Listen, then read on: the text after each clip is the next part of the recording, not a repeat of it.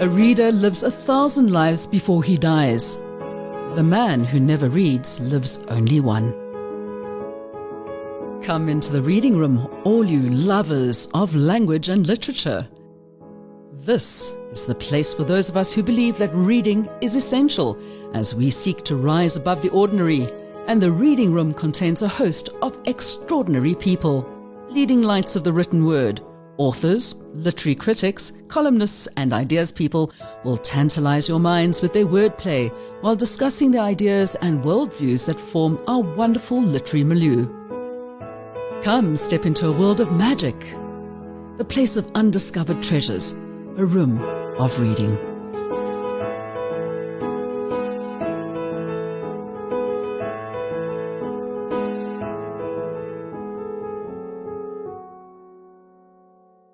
And a very warm welcome to the reading room. Now, everything that has anything to do with books will come across our path, I'm sure, at some stage or another when it comes to reading them, to discussing them, to writing them.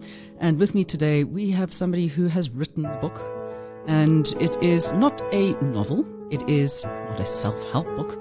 I would say possibly a self-actualization is the way that we're looking at it.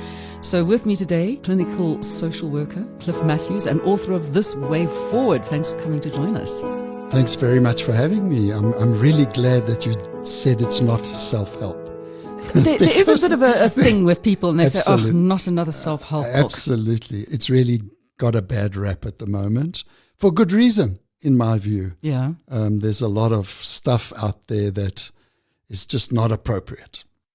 In what way not appropriate? Well, it's too quick as far as I'm concerned. There's no quick fix to self-actualization, to self-esteem. Even if you have very positive self-esteem, it goes through phases. It needs to be maintained and sustained. And I don't believe the 3 seconds of clicking fingers and saying mantras in the mirror does it.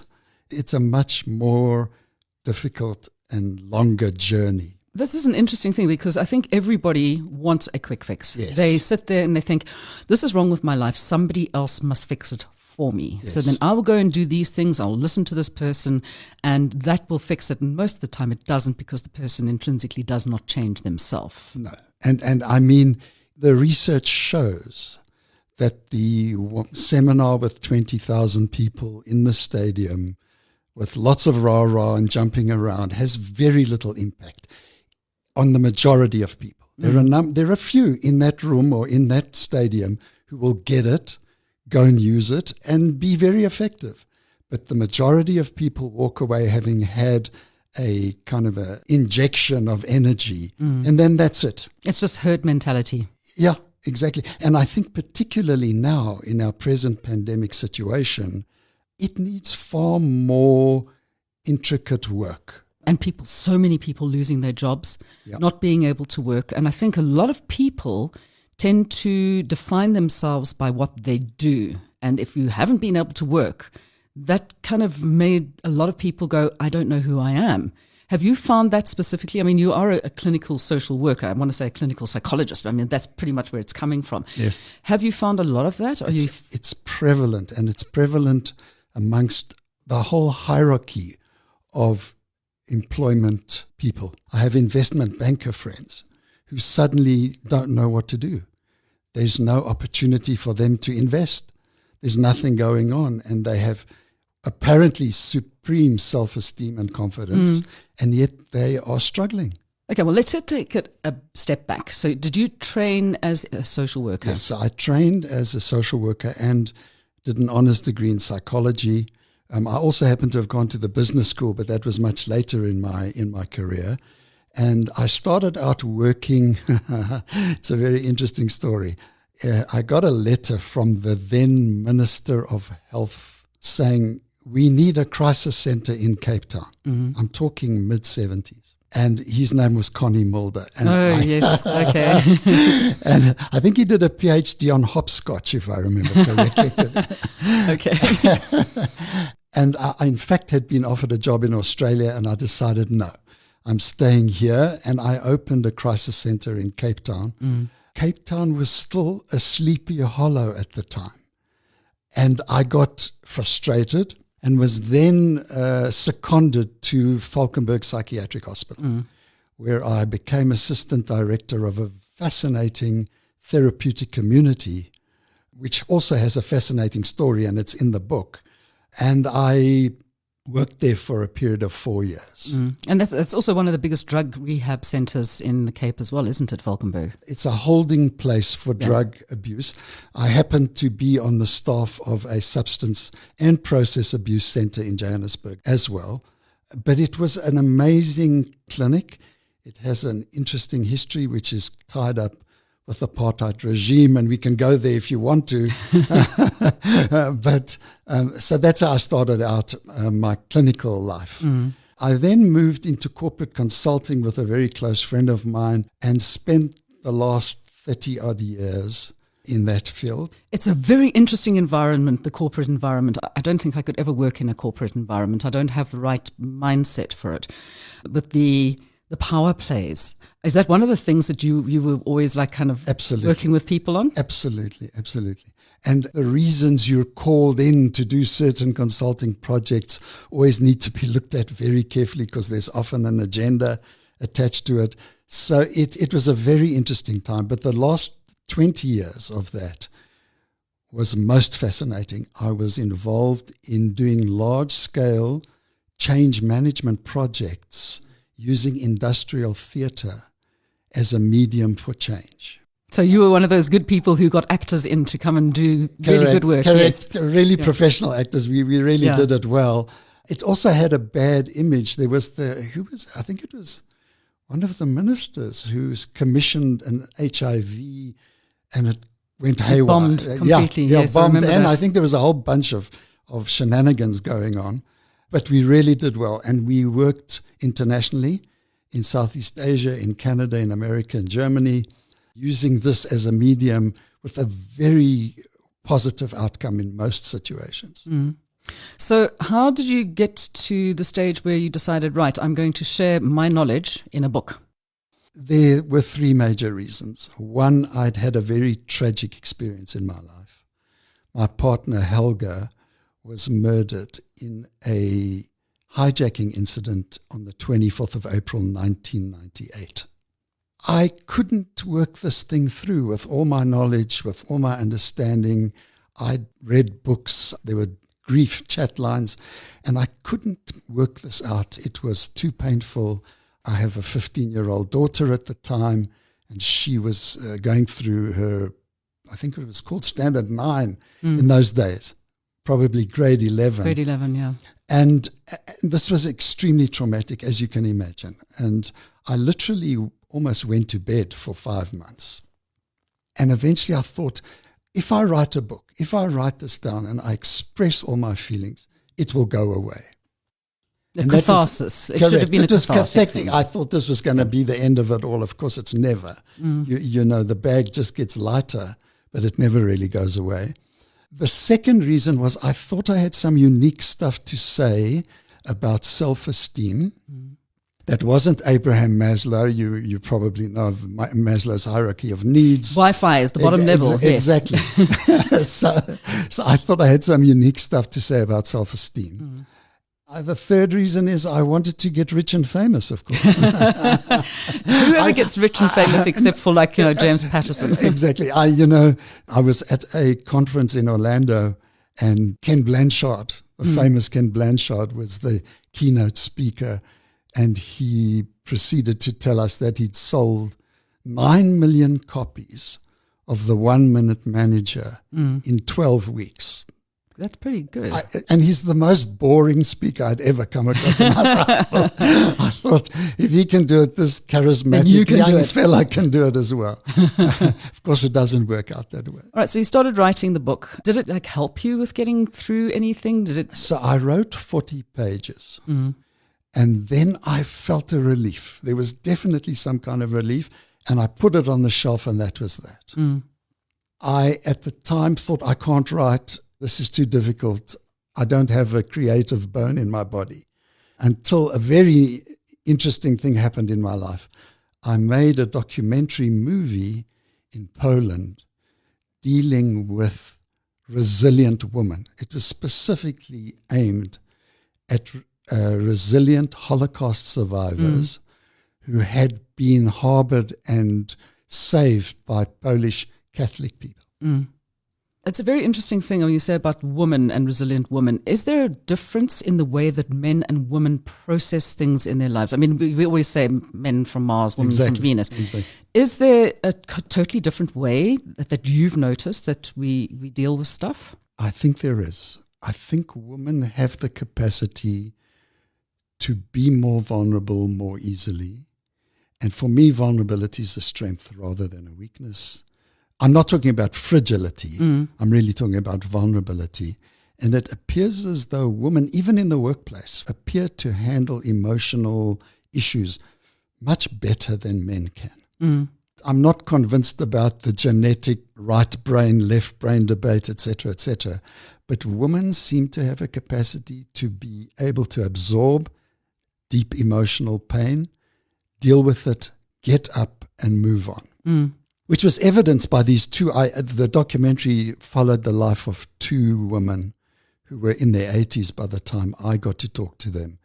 And it was absolutely mind-blowing to see how they managed to work through some of the stuff and get on and be exceptionally productive individuals in society. You know, we've all read Man's Search for Meaning and Viktor Frankl and Lala, but these were exceptionally interesting circumstances because they were not particularly explicit. They weren't famous people. These were two regular folk who just managed to get up from the most awful circumstances. I often wonder, is there actually a meaning? Is there any reason for any of this? Or is it just that we muddle along as best we can? I'm a great fan of a guy called Alain de Botton. I don't know if you've come across his absolute amazing New Age philosopher. And he speaks about the very issue of hope as well as the concept of good enough, which for me is amazing. You can only have a good enough life. You can only have good enough parenting. It comes out of an old psychoanalyst called Donald Winnicott, who wrote extensively about it. And, you know, I think that a guy like Frankl had a very solid personality foundation and was easily able to manifest hope. Yes. But regular folk don't often have that. And I think unrealistic hope for me is a serious disadvantage to people who just cannot grasp the concept. They're always wanting to have more. Idealized relationships don't exist. Idealized anything doesn't exist. Except in the mind of teenagers. Oh yeah, you must have teenagers, right? Yes, I do. But it's that word enough. I think it's always been one of the words which, for me, there was a wonderful poem that a mother wrote to her daughter. I can't remember the entire thing, but it was, "May you have enough," and that was the best thing that you could ever say to somebody is, "May you always have enough." Absolutely. It liberates you to go on and achieve what you need to achieve without the expectation, without the pressure, without the constant worry that you're not meeting the expectations. Okay, so when did you pick up the book again? I mean, how long was it when you put your 40 pages away in the bookshelf and then you thought, hang on a second, let me get back into this again? So in 2008, after my first trip to Poland, of which there were 45 subsequent ones, I started writing again, and then I thought, I need a ghostwriter. I can't do this. And the ghostwriter turned out to be a ghost because Okay. he wrote about another 25 pages and then literally disappeared. Into thin air. Literally disappeared. And I'm not a particularly difficult client, I don't think, so I don't know why he disappeared. And then I put it away for about 3 or 4 years again, and then showed it to a friend of mine. And she said, "This is fantastic. You need to finish this. You need to get it done. I don't care what it takes." And I started writing. I went to my sister who lives in Howick, and I locked myself up for 3 months, and I just wrote. And it was done. Was that eventually the cathartic experience that you needed? It definitely was. It definitely was. Not only did it give me the ventilation, but it also connected me with my sister. Yes. We weren't estranged in any way, but we just had very little contact. She is a cancer survivor, and even through that, there wasn't this closeness, but it was absolutely amazing. And when I look at resilience as a concept, one of the key researched factors in resilience is support from others. And being able to accept support from others is even more important. Correct. Yeah.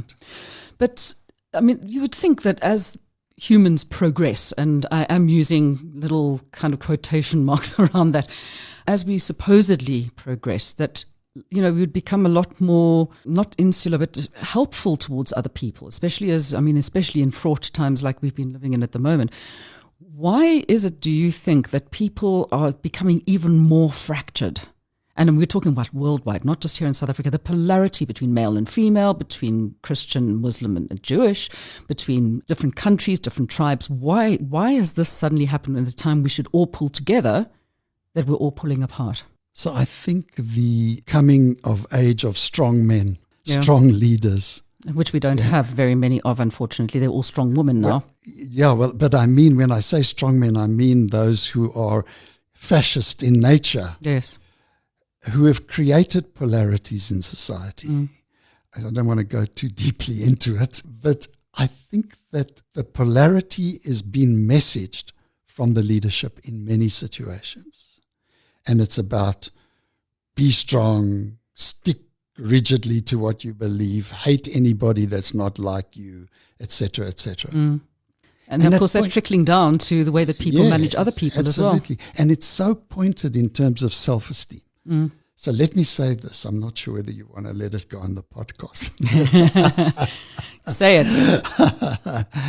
There's a particular world leader who, if you were to look at him doing what he does, you would say supremely confident. Yes. Supremely confident. Bit of an, I'm not going to use the word that I was going to use. No, I was going to use it. I was going to. But if you have to respond to tweets from people you don't know, will never meet, and who live in Pater Nostra, there's something wrong with your self-esteem.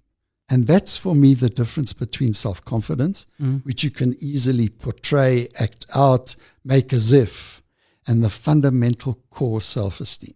If you're responding to tweets from 16-year-old green activists in a vicious and obnoxious way, there's something going on inside of you that's not lekker. So what is the answer to this? I mean, how do you get people to build their self-esteem? I have a particular formula around self-esteem, and it says that self-esteem is the combination of your self-worth times your self-respect. Self-worth is normally the goals that you've set for yourself, and I'm not a proponent of major goal setting, to be honest. Okay, we can talk about that as well. Multiplied by, have you achieved your goals in accordance with your values? When those two get together, you build good self-esteem. So it's actually actualizing yourself, getting it done, instead of sitting getting back. it done in a way that does not disturb your belief systems. Yes. That for me is absolutely core. And I've seen it over and over again, that people will meet their goals at the expense of their values and their beliefs, provided they have values and beliefs, and they're a small percentage of the population who don't. The sociopaths, do you mean? Correct. So meeting your goals in accordance with and aligned to your values is the key to balance, to success, to meaning, and to purposefulness. Okay, so what would people get out of the book, This Way Forward? Okay. The book has three major concepts per chapter. Firstly, an explanation, which is purely theoretical, but not too deeply theoretical. Then personal stories, which illustrate the actual concept. And then a survey, or almost a balance sheet of where you're at in regard to your values, your goals, your relationships, your resilience. And then things to do. A action plan giving pointed advice around how one would build those particular aspects. As you said, we're not going to give them the balance sheet that says you have to say this mantra so many times in a day. Absolutely not. You don't have to stand and look at yourself in the mirror and I am. Neither do you have to sell your Ferrari to become a Buddhist monk. I had a friend who was a Buddhist monk and decided to buy a really Lani Lexus. But I mean, what about the people? I mean, I found it quite inspiring going and doing a course walking on hot coals. Okay. And I don't care what people say. You're not going to burn. You can burn your feet. And I really took a lot away from that because it was a thing of self-belief. Not just belief that I'm not going to burn my feet, but the belief that I could do this. I could do something which was really scary, and I wasn't actually having anything kind of wrong in my head with what I was doing, if that makes any sense. There was no challenge to my belief system. It was very much self-actualization. Do you think that there is a lot of merit in things like that? Yes, I think that one has to be cautious not to idealize it. And is it generalizable? Can you take that experience and generalize it to other aspects of your life? There's some interesting research. The CEOs of the top 500 Fortune companies are scared of one thing more than death, and that is public speaking. Really? Yes, it's researched. They gave them a list over and over again. What do you fear most in life? These guys present financials every 6 months. And they are more scared of that than death. I actually get that. I suppose you're either the type of person who can talk to a crowd of people or you're a person who just does stuff. Even the ones who appear to be able to are still absolutely not so happy doing it. No. So my question is, we send the guy to walk over coals. Yeah. He has belief in himself. Can he generalize that sense of belief to the public speaking arena? If yes, wow, it's an absolute win. If not, then it was just the thing to do. Correct. So that's my criteria for determining whether there's been long-term significant impact on fundamental core personality issues rather than just 5 minutes of rah-rah. So if there's one thing that you could say to people who are really having a hard time after this global pandemic and lockdown and losing so much for so many people, and then also our loss of belief in the power structures that be in this country, what would that one thing be to people? So can I give you 5? You may. You'll make it one. If you want to give 5, I'm fine with 5. I'm going to take note of all of them. I think firstly, get support from the people around you. Mm-hmm. Secondly, build as much self-awareness as you possibly can. Because when you're equipped with your own self-awareness, you know what's projection, you know what belongs somewhere else, and you know what belongs with you. And you can filter out the noise, if I can put it that way. Thirdly, never give up on hope. You know, I work in the field of addiction. It's a very tragic disease. And I have a very personal story about it. And people often give up hope with addicts. And I keep saying, you don't know what will be in the next 5 minutes. And I can tell you a story of a very close person who was purported to be the youngest heroin addict ever in South Africa. She'd been to 12 rehabs. Sterkfontein, Westkoppies, Noupoort. How old was she? She started shooting at age 13. She's in the book and I've got her permission to write about her. She started shooting up at age 13 and this went on for many years. And something happened. Everybody had given up. And something happened. And she's now 19 years clean. It's a miracle. It's an absolute miracle in the addiction field. So you never quite know when that moment is going to twist from I can't do this to hope. So never give up hope, ever. Don't idealize hope because sometimes it's not going to happen. Maybe you're not going to walk after some serious accident. Yeah, because sometimes hope just floats. Exactly. Then flexibility, the capacity to adapt and adjust to circumstances. And all these can be built, the behavioral ways of building them. So those are my core issues for managing this pandemic. And also allow yourself to feel vulnerable. Allow yourself to feel that it's not great out there at the moment. And allow yourself to accept help from people who offer it to you. Absolutely. Most of the mental health care professionals put the pandemic in the framework of Elizabeth Kubler-Ross's grieving process. Denial, anger, bargaining, finally depression, all of that, depression, finally acceptance. to acceptance, yes. Yeah. And that's all well and good, but all it really does is give us a model to place this in. One really needs the other 5 issues that I mentioned in order to manage your way through it. Not out of it, because we're not out of it yet, but at least through it. I think people are still stuck in the anger phase at the moment across the country. A very close friend of mine has had a really difficult experience with it. And she wrote a piece that was fascinating. And you could actually see the stages of Kubler-Ross emerging as she wrote.